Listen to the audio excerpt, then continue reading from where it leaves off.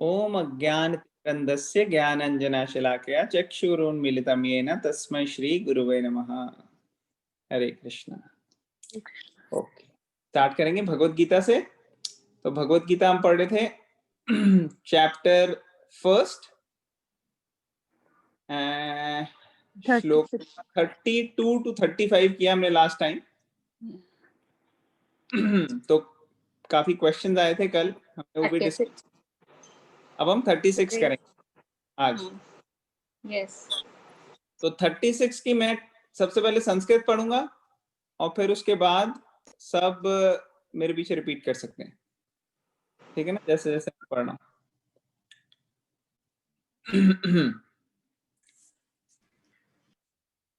पापम एवाश्रयेदस्मान्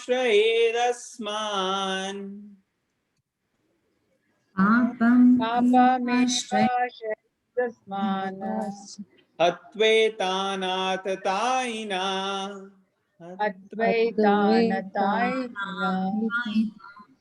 तस्मान्नारा वयं हन्तुम्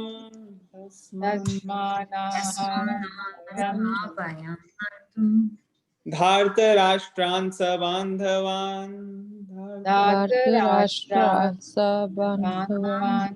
स्वजनं हि कथं हत्वा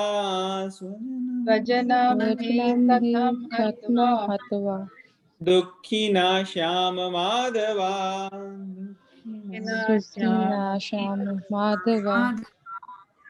ओके, ट्रांसलेशन कौन पढ़ेगा? I can read. हाँ please. Sin will overcome us if we slay such aggressors. Therefore, it is not proper for us to kill the sons of Drishtarat and our friends. What should we gain, O Krishna, husband of the goddess of fortune? And how could we be happy by killing our own kinsmen? Okay, thank you. तो यहाँ पे क्या हो रहा है? यहाँ पे वो कह रहे हैं कि अगर हमने इन लोगों को मारा तो हमारे ऊपर पाप चढ़ जाएगा। इतने लोगों को वध करके तो हमें पाप लग जाएगा और हमें मिलेगा ही क्या, क्या हासिल होगा? कोई प्रॉपर चीज नहीं है ये उनको मारना। और फिर यहाँ पे क्या कह रहे हैं कि स्वजनम ही कथम हत्वा। स्वजनम मतलब कि ये तो हमारे लोग ही हैं, ये तो अपने ही लोग हैं, अपने लोगों को मार के हमें क्या फायदा होगा? कोई खास फायदा नहीं होगा हमें। वो ऐसे सोच रहा है अर्जुन। तो पहले वो क्या कहता है, कौन से ऐसे बेवकूफ लोग हैं जो आ गए हैं दुर्योधन की तरफ से लड़ने के लिए, जरा चलो जरा बीच में लेके जाओ मेरी रथ को, मैं देखता हूँ दोनों सेनाओं में कौन से ऐसे लोग हैं जो आ गए हैं उसकी साइड लेने। फिर कह रहे हैं अरे ये तो अपने आदमी है सारे, इस अपने आदमियों को मार के क्या मिलेगा हमें? और फिर वो कह रहे हैं कि कृष्णा के लिए कौन सा वर्ड यूज किया है यहाँ पे? Madhav, husband of the goddess of Fortune. तो माधव कृष्णा का नाम है, क्यों? क्योंकि कृष्णा इज द, जहां पे भगवान हैं वहां पे सारी फॉर्च्यून होती है। फॉर्च्यून मतलब के good luck, you know, benefit, सारी चीजें अच्छी जो हमारे किस्मत में है, वो सारी की सारी भाग्य, हमारे भाग्य में जितनी भी अच्छी चीजें हैं हमारे फॉर्च्यून में, वो सारी की सारी वहां पे होती हैं जब भगवान खुद जिसकी साइड पे होते हैं। तो अर्जुन ये वर्ड यूज करके बोल रहा है कि यार आप तो जहां पे हो वहां पे सारी गुड लक होनी चाहिए, सब कुछ अच्छा होना चाहिए, लेकिन मैं तो सारी चीजें नेगेटिव ही देख पा रहा हूँ। मुझे तो लग रहा है कि सारी चीजें इससे नेगेटिव ही होने वाली हैं। तो इसलिए वो कह रहा है कि आप तो husband of the goddess of Fortune हो, और आप मेरे लिए मिसफॉर्च्यून क्यों क्रिएट कर रहे हो? मेरे लिए ऐसे दुर्भाग्य में क्यों मेरे को डाल रहे हो? तो इस तरीके का भाव आ रहा है, इसलिए वो ऐसे वर्ड यूज कर रहा है। अब हम पोपट पढ़ेंगे। कौन पढ़ेगा पोपट? I can read. हाँ कविता प्लीज।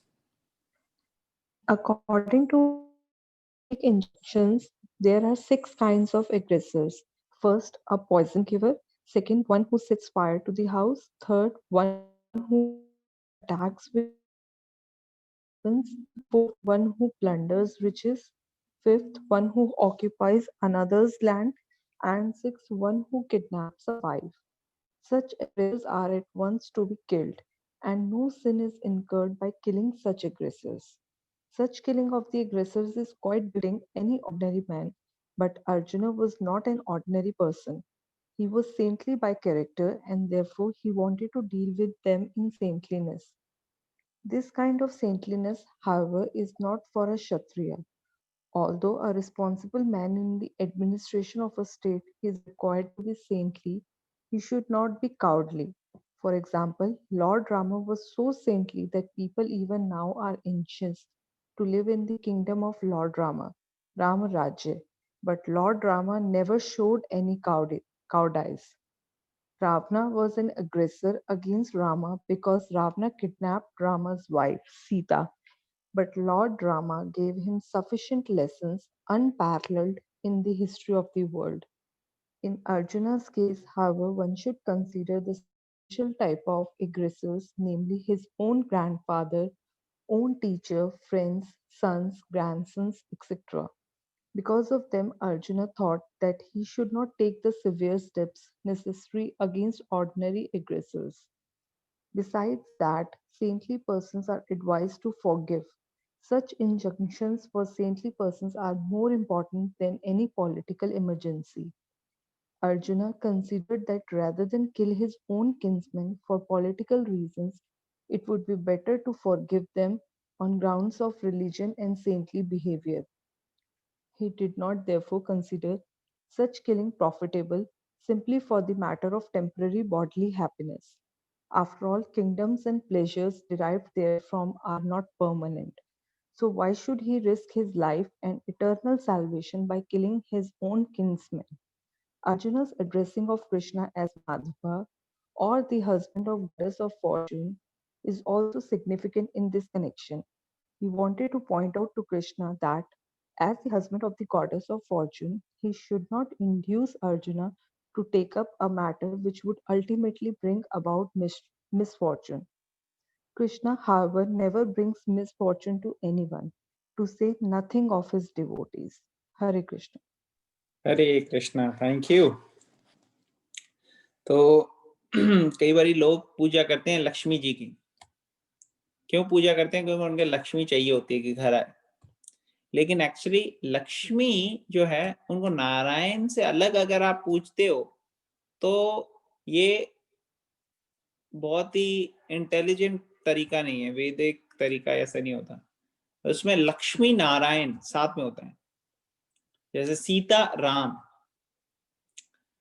राधा कृष्णा, तो ये सारे फॉर्म्स हैं कि जो भगवान के एनर्जीज हैं, पोटेंसीज हैं, जो शक्ति हैं, वो भगवान से जुदा होके नहीं रहते। जैसे रावण जो है उसको राम नहीं चाहिए था, उसको सीता चाहिए थी। तो ये मेंटालिटी रावण की होती है कि उसको ये चीज चाहिए। तो इसलिए हम जब वर्शिप करते हैं साथ में करते हैं, तो यहाँ पे ये बताया गया कि कृष्णा जो हैं, जो राधा कृष्णा बोलते हैं या रुक्मिणी कृष्णा बोलते हैं, उनकी एक्सपेंशन है कौन? सौभाग्य। जो हमारा सौभाग्य है, अच्छा हमारा भाग्य हो, ऐसा किससे होता है हमारा? वो भगवान की शक्ति, भगवान की एनर्जी से होता है। उन्हीं के थ्रू हमारा भाग्य अच्छा होता है। ये सब एक्सपेंशंस हैं श्रीमती राधा रानी की, चाहे लक्ष्मी जी हैं, चाहे गॉडेस ऑफ फॉर्चून है। और ब्रह्म संहिता में जो कि ब्रह्मा जी प्रे करते हैं, उसमें लिखा बताते हैं वो कि लक्ष्मी सहस्र शत संभ्रम सेव्यमानां गोविंदमादि पुरुषम तमहम भजामि। कि जो गोविंद हैं, जो आदि पुरुष हैं, जो फर्स्ट, जो सबसे मेरे से भी पहले जिन्होंने क्रिएशन स्टार्ट की, क्योंकि Brahma ji is the creator but he is secondary creator. वो क्रिएशन जो सृष्टि के रचना करते हैं वो किस हिसाब से करते हैं? वो सबसे आदि पुरुष के अकॉर्डिंगली करते हैं। और वो आदि पुरुष कौन है? फर्स्ट पर्सन, वो है कृष्णा। गोविंदम आदि पुरुषम, उनको मैं बता। तो उनके बारे में क्या बता रहे हैं कि लक्ष्मी सहस्र शत, मतलब कि कई कई हजारों, 10,000 से ज्यादा भी लक्ष्मियां जो हैं वो भगवान की सेवा में लगी हुई हैं। तो इतने जो भगवान की 10,000 लक्ष्मियां सेवा में है, और लक्ष्मी जी कुछ भी दे सकती हैं, और ऐसी कई कई लक्ष्मी हैं जो भगवान की सेवा कर रही हैं स्पिरिचुअल वर्ल्ड में। तो ऐसे गोविंद की मैं पूजा करता हूँ। तो यहाँ पे अर्जुन यही बात को रेस कर रहा है कि आप सबके लिए अच्छी फॉर्चून लाते हो, आप तो खुद लॉर्ड हो जिनके अकॉर्डिंगली सौभाग्य और दुर्भाग्य अपने डिसाइड करती है मदर लक्ष्मी। तो आप मुझे इस स्थिति में क्यों डाल रहे हो जिस स्थिति से मेरा दुर्भाग्य हो। अब प्रभुपाद एग्जाम्पल बता रहे हैं यहाँ पे कि जब इसने ये बोला, उसने कहा कि देखो हमें पाप लगेगा जब हम ऐसे एग्रेसर्स को मारेंगे। एग्रेसर्स के लिए वर्ड यूज किया है आतताईना। आतताई मतलब जो ऐसे इंट्रूडर्स होते हैं, एग्रेसर्स होते हैं, आतताई होते हैं, वो आते हैं आपके और आपकी चीजों को खराब करते हैं, लेते हैं। तो 6 तरह के आतताई बताए गए हैं शास्त्रों में। तो यहाँ पे 6 तरह के जो आतताई हैं, अगर ये किसी के कोई इस सिचुएशन में हो कि ऐसे आतताई लोग आके आपके ऊपर अटैक करें और उस सेल्फ डिफेंस में आप उनको मार भी दो ना, तो भी आपको पाप नहीं लगता, ऐसे शास्त्र बोलते हैं। तो वो कौन कौन से आतताई हैं? जो आपको जहर देके मार दे, जो आपके घर को आग लगा दे, जो आपको डेडली वेपन से आके अटैक करे, जो आपका सारा कुछ ले ले, संपत्ति जितनी भी आपकी, जो आपकी भूमि ले ले जहां पे आप रहते हो, और जो आपकी क्या कहते हैं धर्मपत्नी को ले ले। तो ये अगर आप चीजें करते हो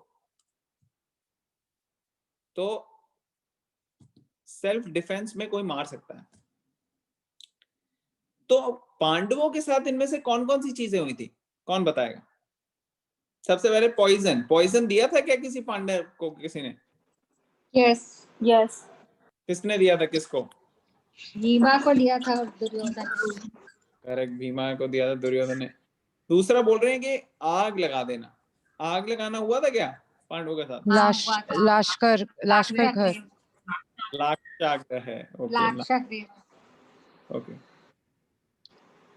ओके, जिन जिन ने आंसर कर दिया वो आप दूसरों को भी थोड़े चांस दो। वेपन्स, डेडली वेपन से कभी अटैक किया था पांडवों के अगेंस्ट?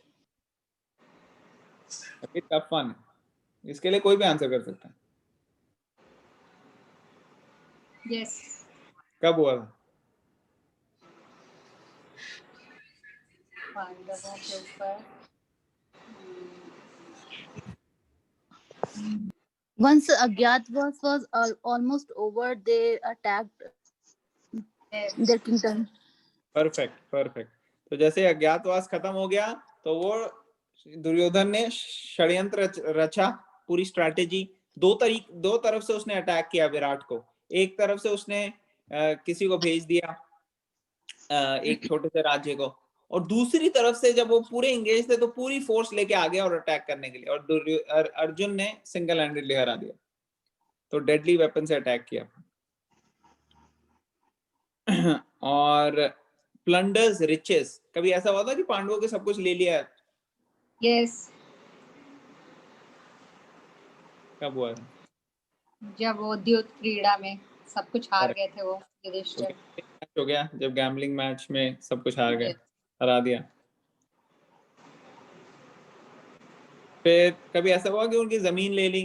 वो भी गैम्बलिंग मैच में हुआ, उनकी सारी कर ले ली। और गैम्बलिंग मैच से पहले भी, क्योंकि जब आप शुरू में देखोगे कि धृतराष्ट्र को जब राजा बनाया था तो उसको टेम्परेरी पोजीशन दी थी राजा की, कि जब पांडु के बच्चे आ जाएंगे तो उनको दे देना आप। और पांडु का बेटा भी बड़ा भी था एज में, युधिष्ठिर, और हर क्वालिटी से वो परफेक्ट। उसको और दुर्योधन को कोई भी कंपेयर करता था तो सबको क्लियर था कि युधिष्ठिर ही बनेगा राजा, दुर्योधन तो बन ही नहीं सकता। तो पूरा राज्य इनका था, पांडवों का। और धृतराष्ट्र और दुर्योधन उस पर कब्जा करके जब कर्ण आया तो दुर्योधन ने कहा मैं इसको अंगराज देता हूं। अरे भैया तेरा तो है ही नहीं राजा, राज्य तू क्या बांटता फिर रहा है? लेकिन वो मैं अब देता हूं, किसी ने कुछ बोला भी नहीं, दे दिया उन्होंने। तो ये ले लेके बांटने की सिचुएशन करी उन्होंने, और धृतराष्ट्र खुद राजा बना और लेके लैंड आधी डिवाइड करी, आधी उसको दी आधी उसको दी, और फिर बाद में सब कुछ ले लिया।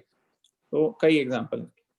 और फिर who attacks on your wife और टेक्स अवे योर वाइफ, तो इसमें भी उन्होंने किया ही था गैम्बलिंग मैच के दौरान, जब द्रौपदी के साथ उन्होंने इंसल्ट किया और मिसबिहेव किया। तो देखते हैं हम इनमें से कोई भी एक भी कर रहा हो तो ही इज कंसिडर्ड आतताई या एग्रेसर। कोई भी एक चीज कर ले कोई, तो उसको शास्त्र ये बोलते हैं कि आप मार सकते हो सेल्फ डिफेंस में। ऑर्डिनरी बंदा, तो अगर ऑर्डिनरी बंदा मार सकता है तो ये तो क्षत्रिय है। क्षत्रिय की तो और ज्यादा वो हो जाती है कि क्षत्रिय का तो खून में है उनके में, कि अगर इंसल्ट नहीं बर्दाश्त कर सकते और लड़ाई करके हरा सकते हैं। तो फिर यहां पे पॉइंट ये आ रहा है कि लेकिन एक राजा से, एक क्षत्रिय से ये भी एक्सपेक्टेशन है कि वो सेंटली होंगे। सेंटली मींस कि अगर अपने ऊपर कुछ आ भी रही है ना बुरी सिचुएशन, तो भी वो टॉलरेट कर लेंगे। जैसे एक एग्जांपल आता है महाराज शिबी का। आप लोगों में से किस कोई ऐसा है जिसने शिबी महाराज के बारे में स्टोरी नहीं सुनी? सबने सुनी? मैंने सुनी, नहीं सुनी, नहीं सुनी। शिबी राजा। नहीं भैया, नहीं सुनी। नहीं सुनी है। एक बार एक राजा थे, उनका नाम था शिबी। शिबी राजा बहुत भगवान के बहुत बड़े डिवोटी थे वो, और बड़े इन ऐसे बड़े बड़े जो राजा होते हैं जो भगवान के हिसाब से अपने आप को चलाते हैं, उनको कहा जाता है राज ऋषि। राज ऋषि, क्योंकि वो होते तो राजा हैं लेकिन वो ऋषियों की तरह रहते हैं। तो दशरथ महाराज और जनक महाराज और कितने सारे ऐसे आप लोगों को देखोगे जो राज ऋषि, युधिष्ठिर महाराज, आने वाले टाइम में परीक्षित महाराज, इन सबको राज ऋषि कहते हैं। तो ऐसे राज ऋषि बड़े सारे हुए पहले। पहले यही कस्टम ही होता था। अभी देखो हमने क्या अपनी वो बना ली है, हम सोचते हैं democracy is the best way of governance, but actually democracy में तो बहुत प्रॉब्लम्स है।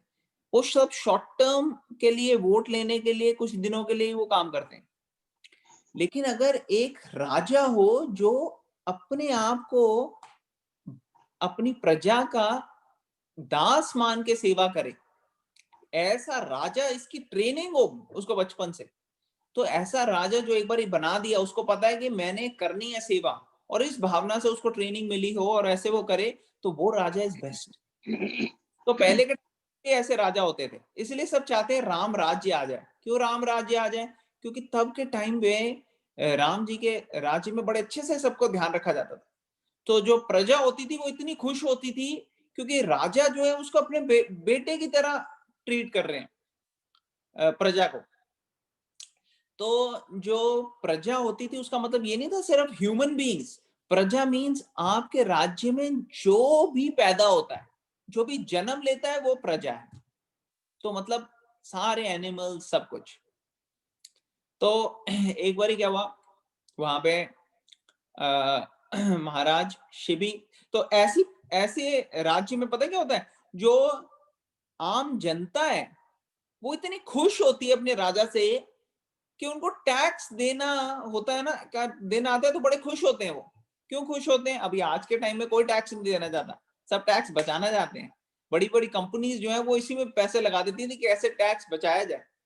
तब के टाइम में क्या होता था, इतने अच्छे थे राजा कि उनको लगता था कि हम ज्यादा से ज्यादा दें ऐसे राजा को। मतलब उनके लिए अपॉर्चुनिटी होती थी कि कैसे हम राजा को कुछ पे बैक करें, गिव बैक करें। इतने अच्छे से वो हमारा ध्यान रख रहे हैं। तो ये कॉन्शियसनेस में लोग और ज्यादा देते थे टैक्सेस। तो महाराज शिबी का क्या सिचुएशन थी कि उनके प्रजा में सब ऐसे सेटिस्फाइड थे। एक बार क्या हुआ, वहां पे एक पिजन आया उनके पास, और वो पिजन के भी पहले के टाइम में वो ऐसे इंटरेक्ट कर सकते थे। तो पिजन से इंटरेक्ट किया उन्होंने। उसको पिजन एक तरह से शेल्टर लेने के लिए आ रहा था उनकी उसमें। तो उन्होंने कहा देखो क्या हो गया, तो देखा एक बहुत बड़ा सा जानवर उनको खाने के लिए आ रहा था पिजन को, और वो उनकी शरण में आया। तो उन्होंने कहा कि देखो आप इसको नहीं कर सकते। उन्होंने शिबी महाराज आगे सामने अपने अस्त्र शस्त्र से, तो उन्होंने कहा देखो ये तो आपकी प्रजा का है, मगर मैं भी आपकी प्रजा का हूं, आप मेरे लिए भी कुछ करो, मेरे को तो कुछ खाना है ना, और मैं ये पत्ते पत्ते वगैरह तो नहीं खा सकता। तो महाराज जी भी एक ऐसे क्षत्रियता का प्रदर्शन करना चाहते थे कि कोई भी उनकी शरण में आएगा तो उसको खाली हाथ नहीं जाने देंगे, उसको बचाएंगे। तो उन्होंने क्या किया, उन्होंने कहा इसको छोड़ो, जितना ये छोटा सा पक्षी है, इसका जितना वेट है, इतना वेट मैं अपना मांस अपने शरीर में से आपको देता हूं और आप वो खा लो। उसने कहा ठीक है। तो उसने लिया, काटा, खच, काट के उसको दो दो स्केल होता है ना, वेइंग बैलेंस, उसमें एक जगह वो पक्षी को रखा, पिजन को, दूसरी जगह वो मांस का पूरा लोथा रखा। अभी भी जो पक्षी था वो ज्यादा हैवी था और मांस जो था वो कम था। तो फिर उन्होंने और काटा, काट के फिर वो मांस रखा, फिर भी वो कितना मांस रख, ऐसे 2-4 बारी करा कुछ टाइम, फिर भी वो बैठा, तो वो खुद ही बैठ गए शिवी महाराज। अब जब वो बैठ गए उस खेल में, तब वो इक्वल आ गया। मतलब कि जो छोटा सा पक्षी है उसका जितना वेट है वो पूरे शिवी महाराज इतने पावरफुल थे, उनका वेट था। तो उसने कहा देखो आप मुझे खा लो, मेरा वेट जितना है उतना है इसका। तब एक्चुअली उन्होंने अपना रूप दिखाया। ये सब बड़े बड़े देवता थे, ब्रह्मा, शिवा, इंद्रा, ये सब आए थे और वो कह रहे थे हमने ये सिचुएशन इसीलिए अरेंज करी थी ताकि आने वाले टाइम में कई कई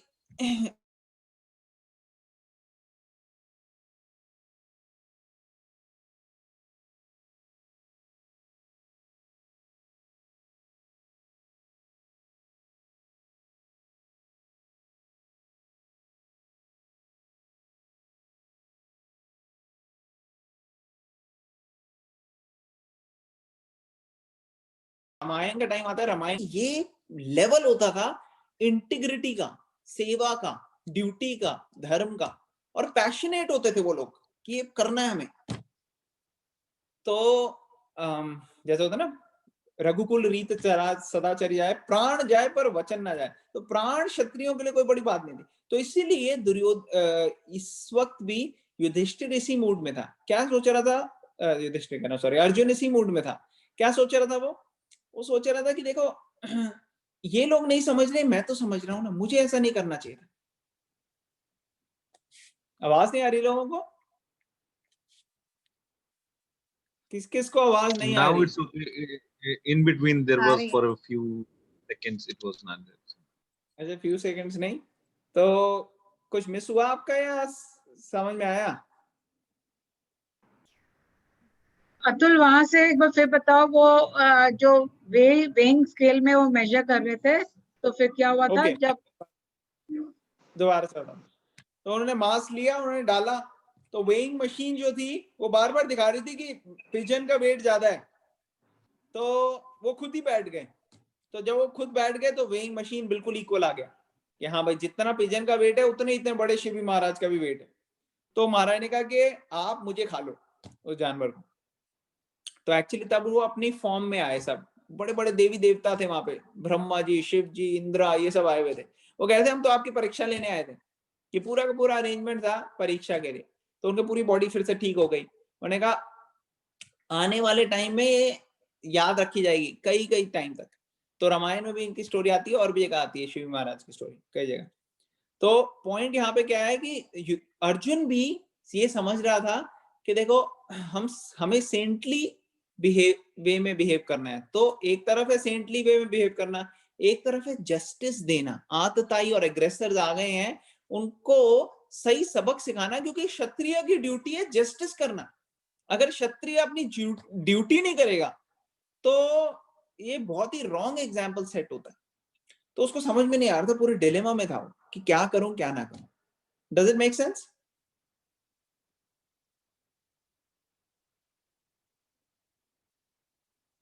Yes. Yes, Prabhu. हाँ, तो ये पॉइंट हैं कुछ कुछ इस सेक्शन में से, इस पर्टिकुलर श्लोक में से। किसी का कोई क्वेश्चन है, कोई प्रश्न है?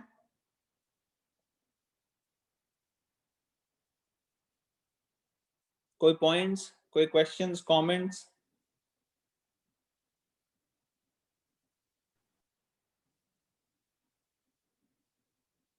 अतुल एक चीज पूछने जाती हूँ, I don't know whether it's right time to ask now और नॉट, बट ये जो यहाँ पे लिखा है kidnap the wife, poison giver, आजकल भी इतना होता है, but there is no one, मतलब इसका कोई दे डोंट पनिश, जबकि इतना इस टाइप की गलत चीजें हो रही हैं वर्ल्ड में, इंडिया में स्पेशली। हाँ, तो ये प्रॉब्लम बहुत है गवर्नेंस की, इसीलिए अच्छी गवर्नेंस बहुत इंपॉर्टेंट है। पहले के टाइम में अगर आप देखो, अगर ब्राह्मण्स जो होते थे उनका क्या होता था, सिंपल लाइफस्टाइल उनको जीनी है, मगर वो देखते रहते थे कि कहीं कुछ गलत नहीं हो रहा। अगर गलत होने लग जाए तो ब्राह्मण्स जो थे वो जाते थे राजा के पास, और राजा को ऐसी ट्रेनिंग होती थी कि राजा को रिस्पेक्ट देनी है ब्राह्मण्स की, उनको वेलकम करना है, और उनको उनकी गाइडेंस माननी है कि क्या लिखा है स्क्रिप्चर्स में, शास्त्रों में, उस तरीके से चलाना है अपने आप को। फिर राजा सलाह मशवरा करता था हर चीज में कि क्या है, मतलब कोर्ट होते, मिनिस्टर्स का कोर्ट होता था पूरा, वहां पे मंत्री जो है बहुत अच्छी ट्रेनिंग होती थी उनकी, मंत्रियों की बचपन से, और वो आके वहां पे सिलेक्ट होके करते थे राजा को अपनी रिकमेंडेशंस देते थे कि कैसे कैसे चलाना है, और फिर राजा उसको एग्जीक्यूट करता था, अप्लाई करता था सब में। तो ये पूरा कॉन्सेप्ट था कि राजा जो है वो अपने हिसाब से नहीं चलाएगा, शास्त्रों के हिसाब से चलाएगा, और मंत्रियों के, और मंत्री जो हैं वो कुछ भी, ये नहीं कि राजा को खुश करके अपने पैसे लेते जा रहे हैं, नहीं, वो सिंपल लाइफ होती थी उनकी, उनको सिंप्लिसिटी में रहना है, कोई एक्यूमुलेट नहीं करना सामान, तो उनके लिए क्या है, उनको कोई पैसे की जरूरत ही नहीं, जो भी चाहिए राजा को बोलते थे, राजा अरेंज कर देते थे, तो इसलिए बड़ी सिंपल लाइफ होती थी। तो ये पहले का हिसाब किताब था जिसमें बड़ी अच्छी गवर्नेंस होती थी।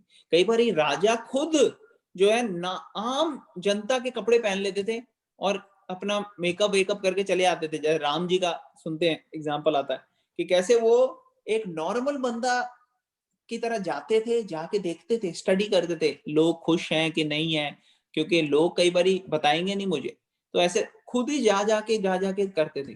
कई बार स्पाइस को भेजते थे अपने, उनके स्पाइस जाके देखते थे, जासूस की कैसा चल रहा है, लेकिन ये स्टैंडर्ड था, बड़ा हाई स्टैंडर्ड था। अब आज क्या हो गया, आजकल बहुत प्रॉब्लम्स हो गई है और गवर्नेंस में, जैसे ये कई सारे लोग करते हैं, तो आज के हिसाब से हम किसी को किल नहीं करते, क्योंकि हमारे को रूल ऑफ द लैंड भी फॉलो करना है। ऐसे नहीं कि किसी ने किसी को मारा तो हम चले जाए, यार तेरी ऐसी की तैसी लेके कुल्हाड़ी सीधा उसके मार दिया, हम कर नहीं सकते, because that is not the rule of the land. तो हमारे को लोकल लॉज जो है उसको ध्यान में रखकर चलना पड़ेगा। लोकल लॉज जनरली शास्त्रों के बेसिस पे होने चाहिए, और अगर मान लो पहले के टाइम में ऐसा कोई करता था तो जरूरी नहीं है कि मुझे उसको जाके खुद ही मारना है, मैं राजा को बताऊंगा, राजा आके करेगा जो करना है, तो राजा का काम है प्रोटेक्शन। और राजा ऐसे क्यों करता था, ताकि वो व्यक्ति जिसने ये गलत काम किया है उसको नेक्स्ट जन्म में इसकी सजा कई गुना ज्यादा करके ना मिले। क्योंकि अगर कोई हम पाप कर देते हैं और उसका हमारे को अगर अभी नहीं मिला आउटकम, अगर हमें उसको अभी सजा नहीं मिली, तो उसकी टाइम के साथ साथ मैक्सिमाइज हो जाती है एक्सपोनेंशियली, तो बहुत बहुत ज्यादा नेगेटिव वे में आती। तो इसीलिए अगर हमने किसी के रॉन्ग काम किया तो उसको अभी खत्म करके हमारे को अपनी सजा कर लेनी चाहिए, काट लेनी चाहिए। हाँ, एक बेनिफिट जरूर है हमारे को कि अगर हमने कोई गलत काम गलती से कर दिया और हम भक्ति में आ गए, और अगर हम प्रोसेस फॉलो करके हैं, भगवान के नाम पे मेडिटेट करते हैं, खासकर महामंत्र जो कलयुग के लिए दिया गया है, हरे कृष्ण कृष्ण कृष्ण हरे हरे, हरे राम राम राम हरे हरे, इसको अगर हम फॉलो करते हैं और रेडी रहते हैं कि कोई भी आउटकम भगवान आपको मंजूर हो, मेरे को ही मंजूर है वो, और प्लीज आप मेरे को अपनी शरण में लो और मुझे गलत काम की ये चीजें नहीं करनी, अब से मैंने जो कर लिया वो मेरे को भूल चूक से हो गया, अब मेरे को बिल्कुल नहीं करना, और इस कॉन्शियसनेस में हम रहते हैं, तो भगवान सारे हमारे पिछले कर्म जो है वो भी कट हो जाते हैं। तो ये बेनिफिट है आने का। लेकिन इन जनरल जो भी करा हो, honesty is the best policy, उसी वक्त निकाला, उसको खत्म किया, जो भी कर्म आया उसका लेके आगे बढ़ गए। तो अभी के टाइम में गवर्नमेंट को कृष्णा कॉन्शियस बनाना पड़ेगा हमें, अदरवाइज कोई ऑप्शन नहीं है। और वो कैसे होगा, charity begins at home. Be the change you want to see in others. अगर आपको बाकियों में कोई चेंज चाहिए तो पहले अपने अंदर चेंज लाना है। हमें भगवत गीता अच्छे से पढ़नी है, हमें उसको प्रैक्टिकली अप्लाई करना है, तभी हम दूसरों को शेयर कर सकते हैं। सिर्फ ऐसे आर्म चेयर बैठ के चाय पीते पीते हाँ बहुत बुरा हो रहा है बस न्यूज़पेपर में पढ़ लिया, ये this is not going to change things. अभी आप देखो एक एटीट्यूड लोगों का क्या है कि भगवत गीता के बारे में बड़े बड़े पॉलिटिशियंस गलत चीजें बोलते हैं क्योंकि उन्होंने खुद ही नहीं पढ़ी, कभी पता नहीं उनको क्या है भगवत गीता। और कुछ लोग हैं वो तो कहते हैं, जैसे कई कई बुक्स में या कई कई दूसरी कंट्रीज में, इंडिया से बाहर मुस्लिम कंट्रीज में या फिर इवन यूरोप में, लंदन में, वहां ये लिखा है कि हिंदुइज्म जो है वो टेररिज्म का सोर्स है। ऐसी ऐसी चीजें लिखी हैं। और हिंदूज इतने लल्लू लाल और बेवकूफ हैं, उन्होंने खुद कभी अपनी भगवत गीता नहीं पढ़ी, ना उनको कोई लेना देना है।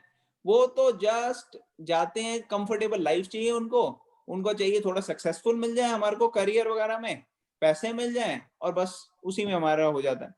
कभी हम ये नहीं समझते कि एक्चुअली कल्चर जो है वो खुद के लिए भी बेनिफिशियल है, आने वाली जनरेशन के लिए भी बेनिफिशियल है, और रियल हैप्पीनेस यही दे सकता है। शास्त्रों के बाहर से बाकी सारी चीजें टेम्परेरी थोड़ी इधर उधर की हमारे को दे सकती है, लेकिन रियल हैप्पीनेस नहीं दे सकती। तो इसलिए लोग क्या कहते हैं, उसी में अपना हो जाते हैं। तो ये बहुत जरूरी है कि हम अवेयर हो कि भगवत गीता के क्या लिखा है, पढ़ें, शेयर करें। जैसे जैसे ज्यादा लोग अवेयर होंगे, उनको पता लगेगा, वो सही इंसान को वोट दे के डेमोक्रेसी में लेके आएंगे और वो सही इंसान सही तरीके से अप्लाई करेगा चीजों। अदरवाइज जिस तरीके से बेड़ा गर्क हो रहा है वो वैसे ही होता रहेगा। तो ये बहुत इंपॉर्टेंट है कि भगवत गीता को हम सीरियसली लें। This is the first step and best step. और जैसे हमने कल डिस्कस किया था कि अगर हम कृष्णा इज द रूट, अगर हम कृष्णा पे फोकस करते हैं, जैसे रूट पे फोकस करते हैं प्लांट के, तो बाकी सारी चीजें ठीक हो जाती हैं। अगर रूट को नरिश करें, अगर रूट को पानी नहीं मिल रहा तो नेचुरली पत्ते सूखेंगे। अब हम कहें पत्ते तो सूख रहे हैं, क्यों सूख रहे हैं? अरे कितने दिन पहले पानी दिया था आपने? मैंने तो पानी दिया ही नहीं यार, कई महीने हो गए। तो पत्ते तो सूखेंगे ही ना। तो हमने भगवत गीता नहीं पढ़ी, हमारे सोसाइटी में भगवत गीता कोई नहीं पढ़ रहा, तो कौन शास्त्रों को अप्लाई करेगा? गधे ही आएंगे प्राइम मिनिस्टर और प्रेसिडेंट बनने के लिए, तो उन गधों को क्या पता? उनको कुछ नहीं पता। और अगर कोई सही बंदा आए भी, जेन्युइन आए भी, तो उसको कितने लोग सपोर्ट करेंगे कैबिनेट मिनिस्टर में, दूसरे मिनिस्टर में, और ग्राउंड लेवल पे तो गधे ही बैठे होंगे ना। तो इसीलिए बहुत बहुत जरूरी है कि भगवत गीता की टीचिंग्स हम अप्लाई करें अपनी लाइफ में, उसको पढ़ें, स्टडी करें अच्छे से और शेयर करें, तब चेंज आएगा। Does it make sense? Yes, भैया, इससे गवर्नेंस से related can I ask a question? हाँ, एक second, let me just ask गुड़ियामी if it clarifies her point. Guryami, can you hear me? Yes, Atul. Does it make sense? Does it answer your question? Yeah. ठीक है, I चलो could good. follow. Thank you. Okay, thank you. Go ahead, Raj. भैया, जैसे आपने भी बताया त्रेता युग में राम राज्य में वो जैसे जाते थे और वुमेन के साथ जो बात हो रही है, जैसे आपने बताया, ये गलत है। बट जब हम कृष्णा द्वापर युग में आते हैं और जब ये द्रौपदी वाला सीन होता है, गैम्बलिंग वाला, और युद्ध तो कुरुक्षेत्र का युद्ध तो उसके काफी सालों बाद होता है। बट यहाँ पे जैसे बीच में जो होता है गैम्बलिंग में, जो युधिष्ठिर ने जैसे द्रौपदी को दांव पे लगाया, तो उसके बाद उसको पनिशमेंट मिली, लेकिन जो बाकी के भी जो जैसे लोकल लोग हैं आसपास, क्योंकि ये तो पूरे आर्यवर्त में फैल जाती थी ना बात, तो जो बाकी के लोकल लोग भी इस चीज को अप्लाई करते थे, तो उनके यहाँ पे भी गवर्नेंस में कोई पनिशमेंट होती थी या? लोकल लोग किस चीज को अप्लाई कर लेते थे? यही गैम्बलिंग वाला जो सीन है। हाँ, तो गैम्बलिंग जो है दैट, तो गैम्बलिंग के बारे में आप कह रहे हो कि गैम्बलिंग होनी चाहिए या नहीं? नहीं, गैम्बलिंग से कहने का मतलब है, क्योंकि मैंने महाभारत में जो देखा था, उसमें जो मॉडर्न महाभारत थी, पता नहीं वो सही है या नहीं, उसमें ये था जब युधिष्ठिर द्रौपदी को दांव पे लगाते हैं, उसके बाद ये बात पूरे संसार में फैल जाती है। तो जब कृष्ण भगवान बलराम के साथ द्वारकाधीश में होते हैं अपने, वहां पे भी लोकल लोग ऐसे दो आदमी लड़ रहे होते, वो करते हैं अपनी बीवियों को दांव पे लगा के। तो वहाँ पे उस टाइम पे लोकल लोग जैसे ये कर रहे थे, तो वहाँ की गवर्नेंस का क्या था तब? नहीं, ये सब तो देखो, अब उन्होंने प्रोग्राम बनाना है तो उन्होंने उल्टी सीधी थोड़ी चीजें तो डालनी है ना, तो इधर उधर की बातें। बट पॉइंट ये है कि जो गैम्बलिंग होती है वो सबके लिए नहीं होती कि सब कुछ दांव पे लगाएगा और सब कुछ चलेगा। गैम्बलिंग जनरली जो स्पोर्ट्स होती थी वो उन्हीं के लिए होती थी जो क्षत्रिय हैं। क्षत्रियों को ज्यादा अपना डिस्प्ले करना होता है, जो राजा हैं या क्षत्रिय हैं, उनके बाकी लोगों के लिए ये चीज नहीं होती। और इवन जो युधिष्ठिर महाराज ने किया वो इसलिए था, ये शो करने के लिए कि गैम्बलिंग किसी को कभी करनी नहीं चाहिए। तो इसलिए इस्कॉन में जब आप आते हो तो हम देखते हैं कि क्या डूज एंड डोंट्स हैं। उसमें डोंट्स एक होता है कि लोगों को इंकरेज करो कि गैम्बलिंग के जैसे चक्कर में ना पड़े, ताकि कोई ऐसी प्रॉब्लम आए ना, ठीक है ना। तो बाकी कई सारे रीजन है क्यों ऐसा हुआ क्या नहीं हुआ, उसमें अभी टाइम हमारे को अलाउ नहीं करेगा आज डिस्कस करने के लिए, तो we'll discuss them some time in future. मगर पॉइंट ये है कि ऐसे जो गैम्बलिंग की चीजें हैं they should not be done, और उनसे वी शुड स्टे अवे। ये रिकमेंडेशन है स्क्रिप्चर्स की, ठीक है ना। ओके भैया। ओके। आप आगे देखो, जो युधिष्ठिर महाराज के पोते हैं, वो जब जो पोते हैं उनके उनका नाम है परीक्षित। परीक्षित महाराज जब राज्य करते थे तब कोई गैम्बलिंग होती नहीं थी। जब परीक्षित महाराज राज्य करते थे तो एक बारी कलयुग आ रहा था, और कलयुग लंबी स्टोरी है, इन शॉर्ट कलयुग को कहीं जगह नहीं मिल रही थी रहने की। तो उन्होंने कहा कि मैं कहाँ शरण लूं। उन्होंने कहा जहां पे भी मीट ईटिंग होती है, जहां पे भी गैम्बलिंग होती है, ह्यूमंस में गैम्बलिंग होती है या मीट ईटिंग होती है या इंटॉक्सिकेशन ड्रग्स वगैरह लोग लेते हैं या शराब नशा करते हैं या क्या कहते हैं इलिसिट रिलेशनशिप्स होते हैं मेल फीमेल के बीच में, ऐसी जगह आप रह सकते हो।